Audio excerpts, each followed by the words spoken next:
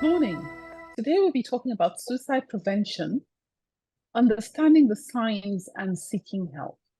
Last week we had the World Suicide Day, Suicide Prevention Day, or Suicide Awareness Day on the 10th of September. So this week we're going to be taking it further. Thank you, Dr. Maymunah. It's always a pleasure to have you on the program with us.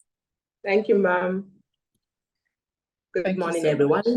Good morning. We're here talking about suicide. Just in case anybody is here that doesn't know what it means, can you tell us in layman's terms what it means? Layman's terms, just as the word is, as the word suicide is the death that is caused by self-inflicted injury with the intent to die. And so it could be completed suicide or it could be an attempted. So some people can survive while some people, die from suicide. But I want to also quickly say this, that at this point in time, we do not like to use the word committed suicide because it sounds like as if it's a crime. Anybody who has attempted to end his life was or at that point in time, obviously feeling hopeless, worthless, helpless, and just want the pain or the challenges he or she is facing to go away. So for every case of completed suicide, the truth is that this person never really wanted to die. He or she just wanted the pain to just go away.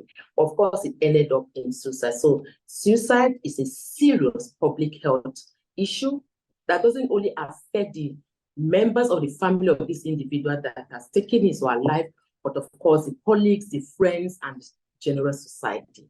And there are sobering facts that comes out from the fact that over 700,000 people are affected by this every year.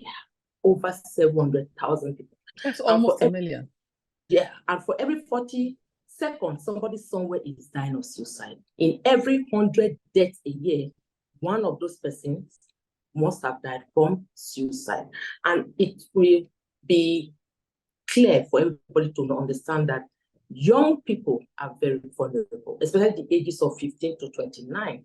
They are very, very vulnerable and at risk of suicide. In fact, suicide is the fourth leading cause of death among these people. And men die from completed cases of suicide more than women. Women tend to have attempted cases of suicide more, or men more. And of course, this is exactly what we are generally seeing in society these days. So as of 2012, the World Health Organization declared suicide as a public health emergency. Well, now, you said so many things that sort of ring bells, but first, who is at risk? What are the risk factors? Because we're talking now about understanding the signs and seeking help. So for people who are out there who need to understand the signs, not only in themselves, but also in people around them, let's start there. Very good question, because sometimes when somebody dies by suicide, you hear some certain people talking about, how could he have killed himself? He's very selfish. He's going to go to hell. Hello? No, that is not it. The truth is that when somebody eventually gets to that point where he or she feels that I'm done, this world is nothing for me, I'm not needed here, the pain is just too much, that person it doesn't come to this person's mind again anymore that their loved ones are missing. And for every death of that, any case that somebody dies from suicide, over 130 people get to suffer for it because of friends, family members, colleagues. So what are these risk factors? There are individual factors, there are relationship factors, community, cultural, and societal factors. So I'm going to break it down like that. One singular highest risk factor for suicide is an attempted suicide in the past. So when somebody attempts suicide and he or she didn't die, please don't look on it. It's just like a case of a child who has had seizure. Don't send the mother and the child back home and say, whenever the child has seizure, bring him back. No, take the person in, open a suicide caution chart, find out why the person, why the person did what he did, and ask specifically, are you happy to be alive?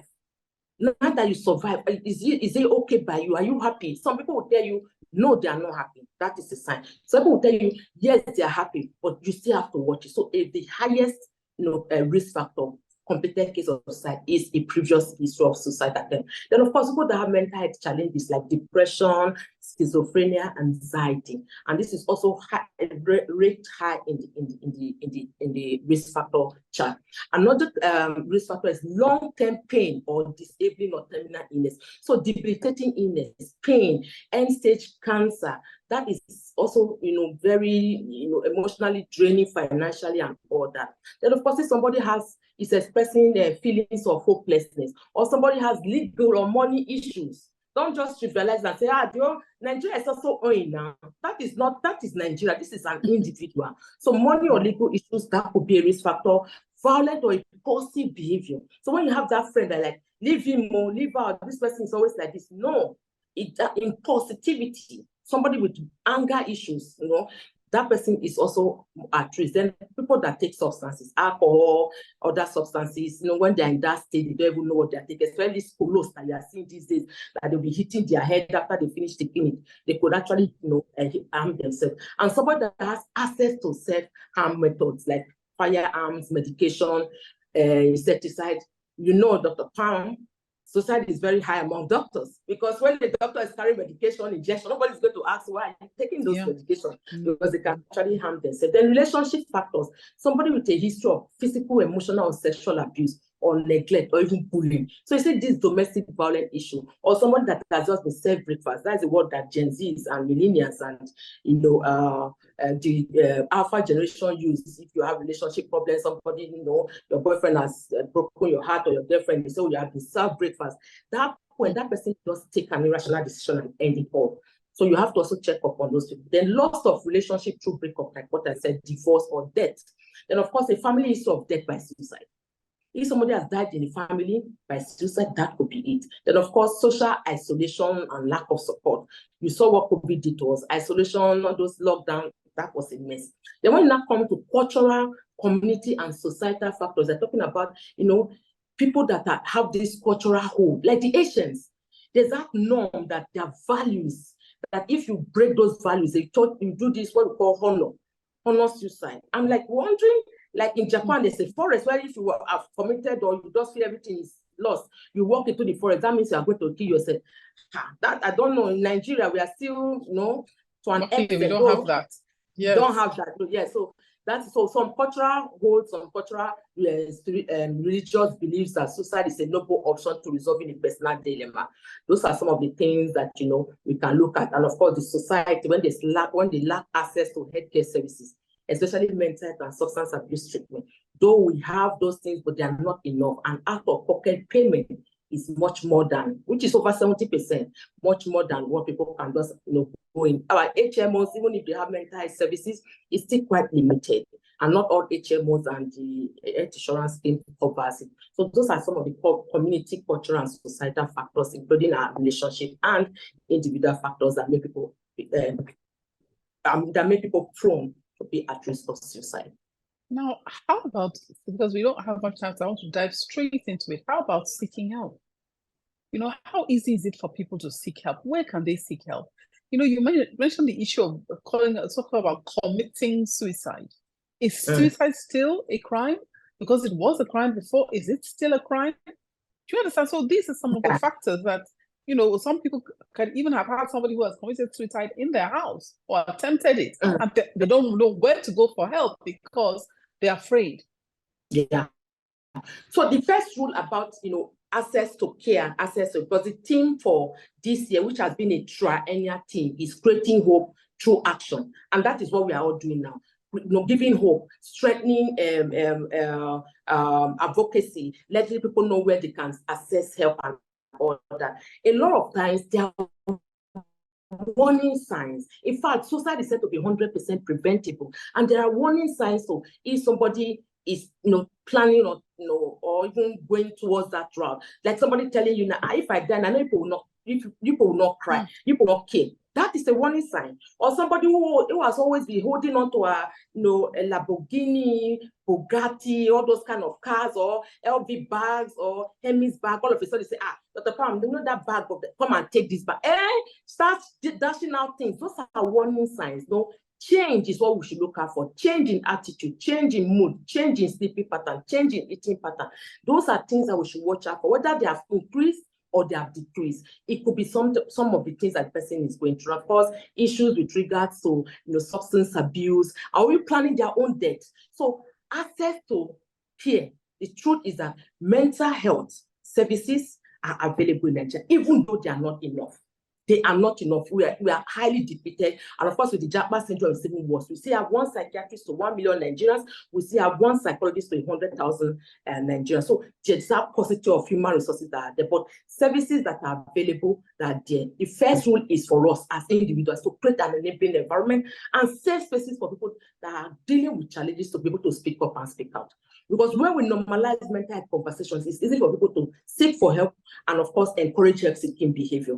And thereby, with that, you can talk to a trusted family member. You do not have to rush to a therapist. You don't have to run to a psychologist or a psychiatrist. But that enabling environment where it's a safe space for you, well, of course, when you can speak up, nobody will judge you. Nobody will be apostolic towards you, and nobody will criticize you. And, of course, treatment, just knowing the cause. Why is this person suicidal? Is it clinical depression? Treat depression. Is it schizophrenia? Treat schizophrenia. Is it grief? Is it pain? Is it loss of a relationship? No, therapy is there, counseling is there, and the person can get there. But of course, if the person needs to stay on admission for you to watch the person, then you should also do that. Well, I must say this is all very good, but you still haven't answered that first question. Is it a crime? Yes. So we have the Mental Health Act. Hallelujah. Good. Alhamdulillah, which is a good thing. But again, that part of the law is still shady because it has been said that if you attempt to end your life in Nigeria, that's why we have over 200 million Nigerians die. If you survive, you will go to jail. It's a misdemeanor and it's tantamount to 1 year imprisonment. Which to me, does it really make sense? So the new act now has some provision for, of course, access to care, going for therapy, but that is still a debate we are working on to ensure that they decriminalize suicide. It is not a criminal offense. For somebody to come to that stage where he or she wants to leave us, then there's obviously a problem. Find what the problem is, help the person out, encourage help-seeking behavior, and get the person to get help from the right people, the right places, and of course the right time, which of course that person needs at that point in time. Thank you very much. Thank you, Dare, for coming on the program with us. Can you tell us, you've got a very, very special mission, and the people with you or behind you, I know are your team. Can you tell us what your mission is and why you started on it? All right, thank you so much for the question, Dr. Pamela. So the group is called ASADS, Anti-Suicide and Depression Support. We're a subgroup of executives of an initiative. Started in 2017, and I started because I used to be personally suicidal and depressed. So hence the start for the group. The idea was just to have a WhatsApp group called ASADS, as the name stands for Anti-Suicide and Depression Squad. And in over 6 hours, the group was filled up with about 250 something people. Wow. And so I was just like shocked as to what was going on. And so from there, I decided to reach out to a couple of professionals online. I was able to get support from like two. We had a few sessions on the island in Lagos, Nigeria. And then from there, we just grew over time.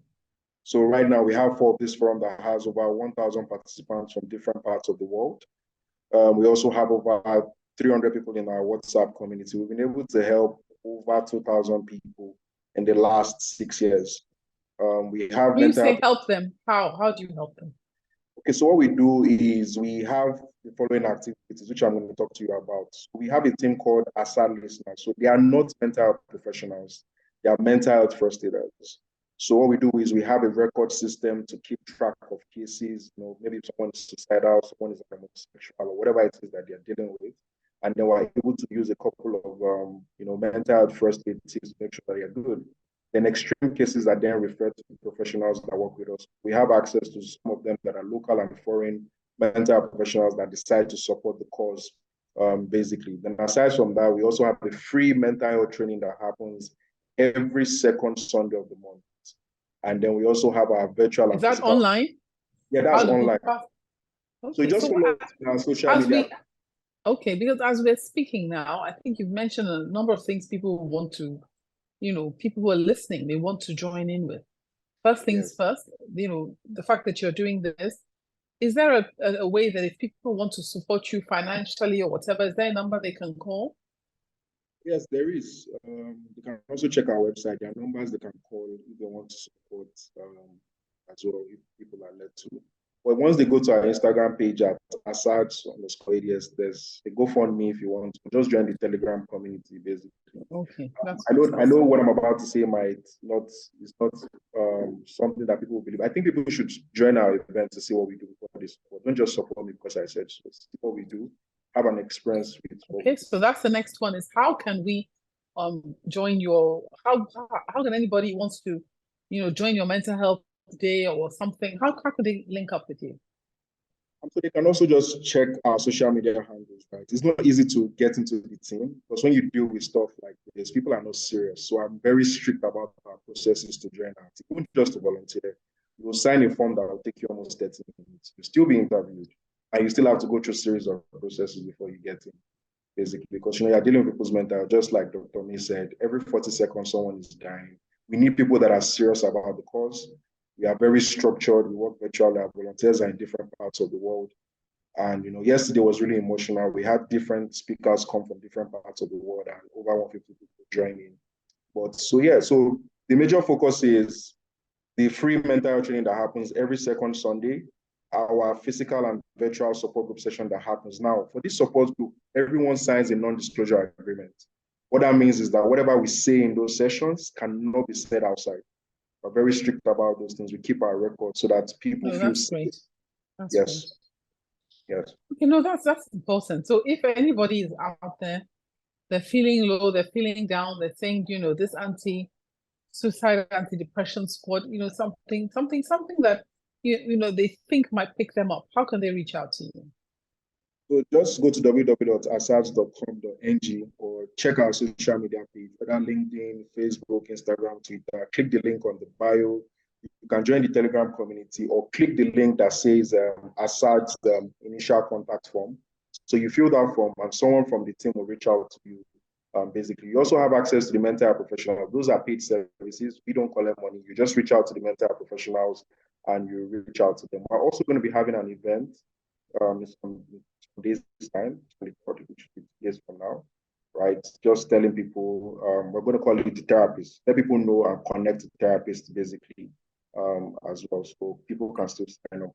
Yeah. Now, this is personal. I want to ask you, setting up this group, setting up this team, working, to help others, how has that affected your own mental health state? I'm not going to lie to you. It's been crazy. I'm currently in Enugu.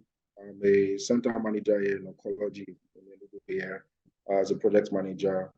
And it's a whole lot, especially when you are not paying people.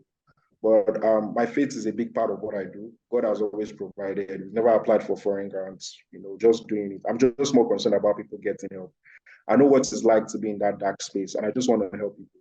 I like using my 5 loaves of bread and 2 fishes, and I've seen what God has done. Like, if I share some testimonies, it doesn't even make human sense. So it's been tiring. People have come, people have gone. People use us, when people want to jackpot, they need a reference letter, so they just come here. They're not serious. You invest so much time in training people, and then they leave. They need people come in and all of. So it's been a struggle, but we've still been pushing through, regardless, basically. So yeah. How old are you? Well, I'm 30. 30. Okay. Yeah. No, I think it's very commendable what you're doing, and I want to encourage people to reach out and look at what you're doing, going to the Instagram, LinkedIn, and your website, and join you.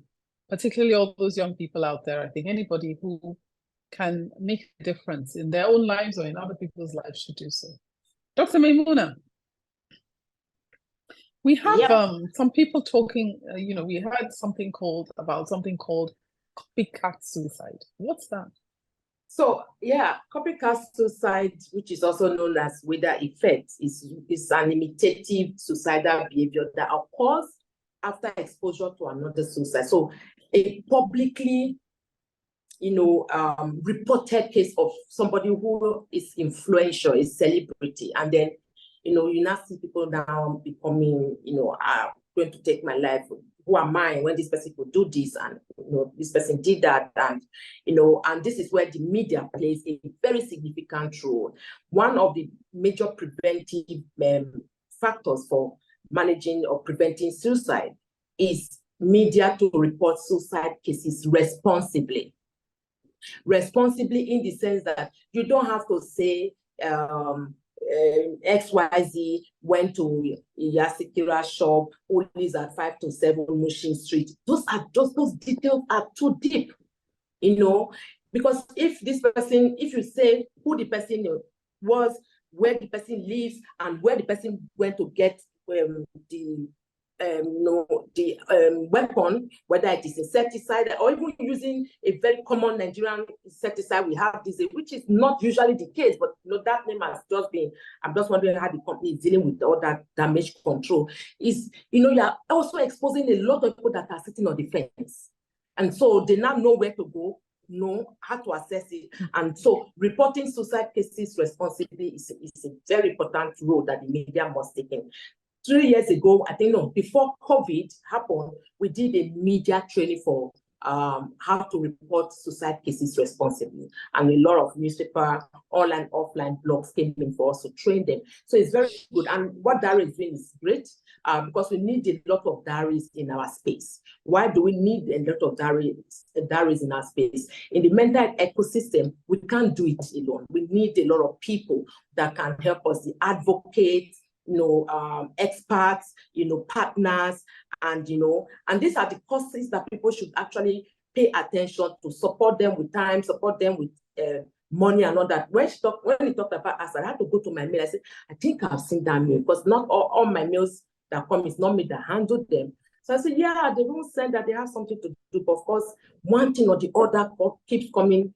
And I'm volunteer for quite a number of organizations. We have a toll-free line, 8,000 speak out. It's working, it's active as it is right now. We have a Friday 3 to 5 p.m. that people working for free and then receive, we have group sessions and talk about and give people free therapy. So we need people to support causes like that, come in, pay anonymously, or you can even tell us your name. And you say, I'm paying for 20 people, I'm paying for 50 people for free therapy. When they finish, we gather the report and give you, of course, without their names, unless with consent or they are open to talk about their testimonials and share with you. So we need more Nigerians, because my mantra has always been normalizing mental health conversations by building a culture of compassion. Because when that is done, it's easy for us to speak up and speak up. It's easy for us to seek for help when and if we need it. And also it's easy for us to encourage help-seeking behaviors, so people can get help from the right places, the right people, and of course the right time. Thank you very much. So back to you, Dare. You don't have much time left.